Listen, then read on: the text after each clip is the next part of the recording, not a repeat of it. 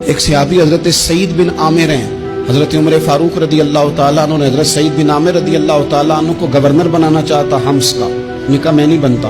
فرمایا مجھے تم لوگوں نے بنا دیا ہے، خود گورنریاں بھی قبول نہیں کرتے. چلے گئے حضرت سعید بن عامر، گورنر بن گئے، صوبے کے گورنر. مال غنیمت میں سے کچھ زیادہ مال مدینہ شریف میں جمع ہوا تو حضرت عمر نے مختلف صوبوں سے غریبوں کی لسٹیں منگوائیں. حضرت سعید بن عامر کے صوبے کے کچھ خاص لوگوں کو آپ نے لکھا کہ تمہارے صوبے میں جو غریب ہیں ان کی لسٹیں بھیجو. تو جب لسٹ آئی تو اس میں پہلا نام حضرت سعید بن عامر کا بھی تھا. کہا ہمارے گورنر کے پاس پہننے کو کپڑا کوئی نہیں، کھانے کو روٹی کوئی نہیں. حضرت عمر بیٹھ کے رو پڑے اور میں تمہارا گورنر بھی مسکین ہے. اشرفیوں کی ایک تھیلی بھر کے حضرت عمر نے بھیجی. حضرت سعید بن عامر کے پاس جب گئی تو کہنے لگے انا للہ و انا الیہ راجعون. آپ کی اہلیہ کہنے لگی خیریت ہے؟ بلی مانس دیکھنا میرے پاس دنیا آ گئی ہے، میں نے تو جان چھڑائی تھی اس سے، کہ میرے پیچھے بھاگتی ہے. حضرت سعید بن عامر نے سارا مال وہیں اللہ کے حضور خیرات کر دیا. حضرت عمر ایک دفعہ دورے پہ آئے ان کے صوبے میں تو سب لوگوں کو جامع مسجد میں بلایا، حضرت سعید بن عامر کو بھی بلایا. ابن الجوزی لکھتے ہیں کہ حضرت عمر نے فرمایا لوگوں تمہیں اپنے گورنر سے کوئی شکایت تو نہیں؟ تو لوگوں نے کہا 4 شکایتیں. ایک تو ہمارے گورنر صاحب جب شروع میں آئے تھے تو فجر کی نماز کے بعد ہی آ کے لوگوں کے بیچ بیٹھ جاتے تھے. اب اشراق چاشت کے وقت آتے ہیں، سورج پورا طلوع ہو جاتا ہے تو حضرت سعید بن عامر رضی اللہ عنہ آتے ہیں. اور دوسری شکایت یہ ہے کہ صرف دن میں ملتے ہیں، رات کو ملتے ہی نہیں. اور تیسری شکایت یہ کہ ہفتے میں ایک پورا دن ہوتا ہے ملاقات ہی نہیں کرتے. اور چوتھی شکایت یہ ہے کہ کبھی کبھی بیٹھے بیٹھے رونے لگتے ہیں اور بے ہوش ہی ہو جاتے ہیں. آپ نے ایسا شخص گورنر بنا دیا جو دیوانہ ہے. حضرت عمر نے بلا لیا، قریب بیٹھے تھے، کہا دے سوالوں کے جواب.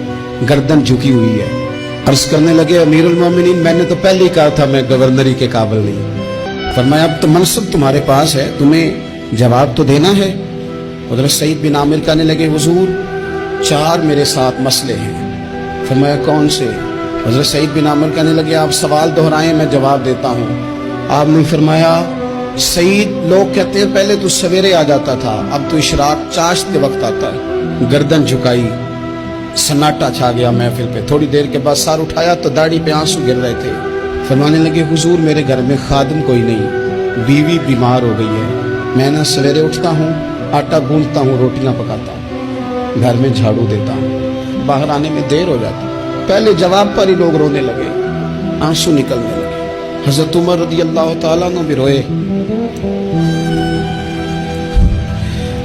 پھر فرمایا کہ سعید تو دن کو ملتا ہے تو رات کو کیوں نہیں ملتا؟ اپنی داڑھی پکڑ لی. کہنے لگے عمر ساری سفید ہو گئی، اب تو لگتا ہے پھل پک گیا، پتہ نہیں وہ کب مجھے کہے گا واپس آ جا. میں نے نہ دن مخلوق کے لیے رکھا ہے، رات اپنے رب کے لیے رکھی ہوئی ہے، مجھے تکلیف نہ دی جائے. گورنر کی بات کر رہا ہوں. پھر کہا سعید یار ہفتے میں ایک دن ملتے کیوں نہیں؟ کہنے لگے عمر یہ میرے رب کے ساتھ پڑتا ہے، اسے نہ کھولا جائے.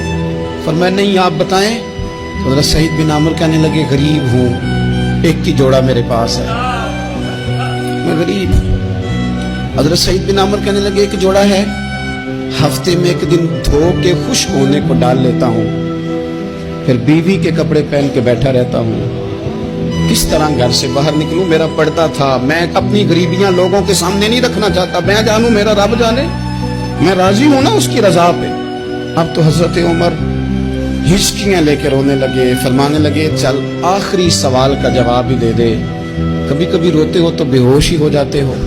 حضرت سعید بن عامر پھر رونے لگے. فرمانے لگے بڑی عمر کا ہو گیا تھا جب کلمہ پڑا تھا. جب وہ پچھلے گناہ یاد آتے ہیں نا، میرے سامنے لوگوں نے حضرت حبیب بن عدی کو سزا دی تھی مکے میں، اور میں اس وقت مسلمان نہیں تھا، میں مدد نہیں کر سکتا. جب وہ وقت یاد آتا ہے تو برداشت سوچتا ہوں کیسے اللہ کے حضور جاؤں گا. دوستو دعا کرنا اللہ اس ملک کو بھی کوئی ایسا شخص عطا فرما دے